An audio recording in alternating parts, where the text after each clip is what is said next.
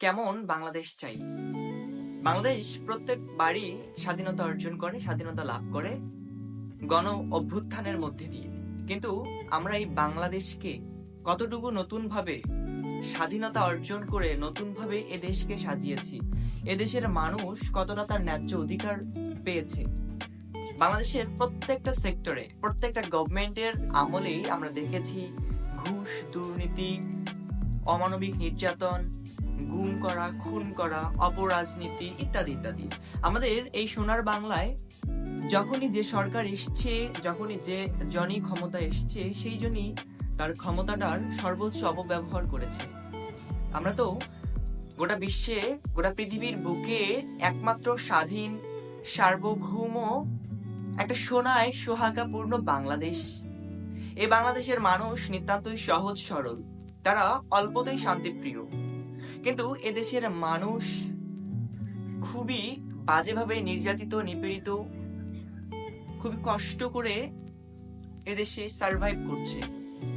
আমরা যেহেতু এখন খুব নতুন একটা বাংলাদেশে বসবাস করছি, আমরা জানি বাংলাদেশ প্রত্যেকবারই গণ অভ্যুত্থানে লাভ করে, গণ অভ্যুত্থানের মাধ্যমে, ছাত্র জনতার মাধ্যমে দেশ স্বাধীনতা লাভ করে, স্বৈরা শাসন মুক্ত করে।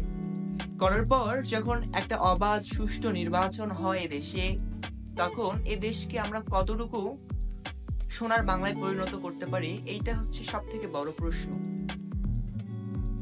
আমাদের এই সোনার বাংলা সত্যি একটা সোনায় সোহাগাপূর্ণ বাংলাদেশ আমরা গড়তে পারি, যদি আমরা মনমানসিকতার দিক থেকে একটু আন্তরিক হয়ে একটু চেষ্টা করি, ক্ষমতার অপব্যবহার না করি। আমরা সংস্কার সংস্কার বলছি, আপনার কাছে বা আমার কাছে কি মনে হয় না যে আসলে ব্যক্তি পর্যায় থেকে সংস্কারটা খুবই জরুরি? আপনি আমি যদি একটু নৈতিকতা বর্জিত হই, একটু মানবিক দৃষ্টিকোণ থেকে চিন্তা করি যে আমি যেমন বাংলাদেশের একটা সাধারণ নাগরিক, অন্য 5 জনও বাংলাদেশের নাগরিক, আমারও যা আমারও যা আইনের অধিকার রয়েছে, সম অধিকার রয়েছে, অন্য 5 জনেরই আইনের ঠিক সম অধিকার রয়েছে। খাদ্য, বস্ত্র, বাসস্থান এগুলো মানুষের নৈতিক চাহিদা, এগুলো মানুষের মৌলিক চাহিদা। আন্তর্জাতিক মানদণ্ডে একটা স্বাধীন সার্বভৌম দেশে একজন মানুষ হিসেবে আমাদের এই সব জিনিস খুবই গুরুত্বপূর্ণ, খুবই প্রয়োজনীয়।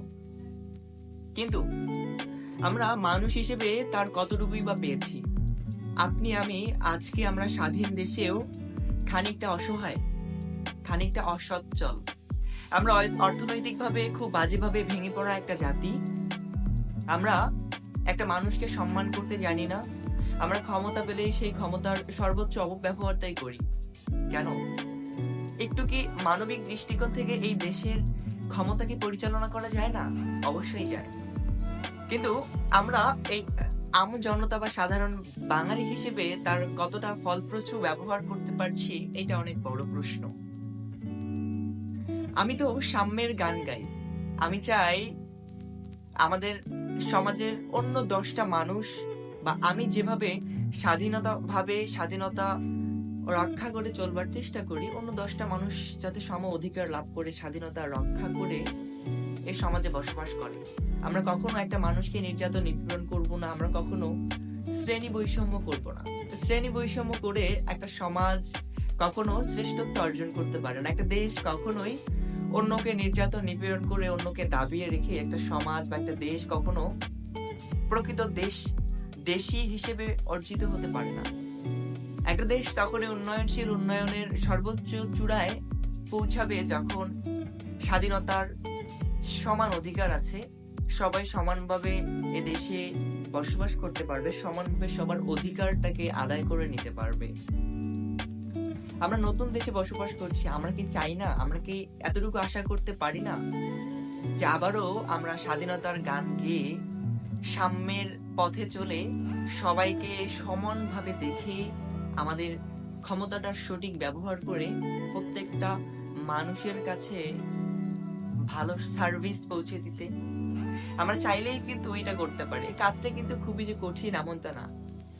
একটু মনমানসিকতার অভাব, একটু মনমানসিকতাটাকে যদি একটু ব্যাপকভাবে চিন্তা করে, চিন্তার গভীরতাটাকে একটু যদি খোলামেলা ভাবে, একটু প্রফুল্ল ভাবে যদি চিন্তা করে আমরা আমাদের ক্ষমতাটাকে ব্যবহার করি, তাহলে দেখবো আমরা আমাদের এই বাংলাদেশকে আসলেই সোনার বাংলায় পরিণত করতে পারছি। বাংলাদেশের প্রত্যেকটা সেক্টরে আমরা যারা ঊর্ধ্বপদস্থ কর্মকর্তা আসবো বা ঊর্ধ্বপদস্থ কর্মকর্তা যারা আসবেন, আপনাদের প্রথম যে দায়িত্বটা হবে জনগণের সেবা করা। জনগণের সেবার বাইরে আর কিছু হতে পারে না। আপনি যখন জনগণ, আবার আপনি যখন একজন সরকারি চাকরিজীবী, তখন কিন্তু আপনার মধ্যে অনেকটা দায়িত্ববোধ জন্মায়। আপনি কিন্তু দায়িত্বের জায়গা থেকে প্রত্যেকটা মানুষকে সমান সার্ভিস দিতে হবে। কাউকে ছোট করে বা কাউকে বড় করে দেখে আপনার পজিশন থেকে আপনি কখনোই এই বিষয়টা করতে পারেন না। আপনি, আমি, আমরা সবাই মানুষ। ক্ষমতা চিরস্থায়ী না, ক্ষমতার পালাবদল ঘটবেই ঘটবে। তো সেই জায়গা থেকে আপনি, আমি একটু নৈতিকতা থেকে, একটু মানবিকতা থেকে যদি চিন্তা করি, তাহলে কিন্তু আমরা আমাদের এই ক্ষমতার অপব্যবহার না করে ক্ষমতার সঠিক ব্যবহার করে জনসাধারণের স্বার্থে কাজে লাগাতে পারি।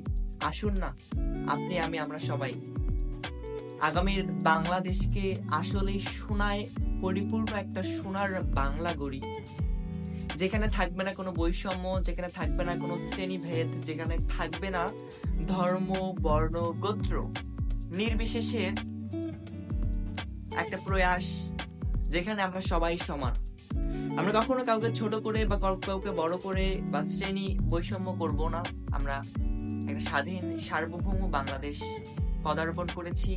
আমরা স্বাধীনতা রক্ষা করব, আমরা স্বাধীনতাকে রক্ষা করে আগামীর বাংলাদেশকে এগিয়ে নিয়ে যাব। এই হোক আমাদের আগামীর প্রত্যাশা।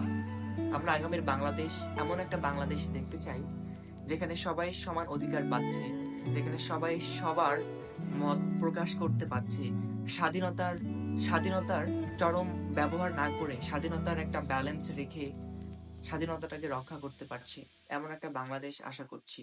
আজকে এ পর্যন্ত, ভালো থাকবেন। নতুন একটা কোনো ভিডিওতে আবারও দেখা হবে। আসসালামু আলাইকুম।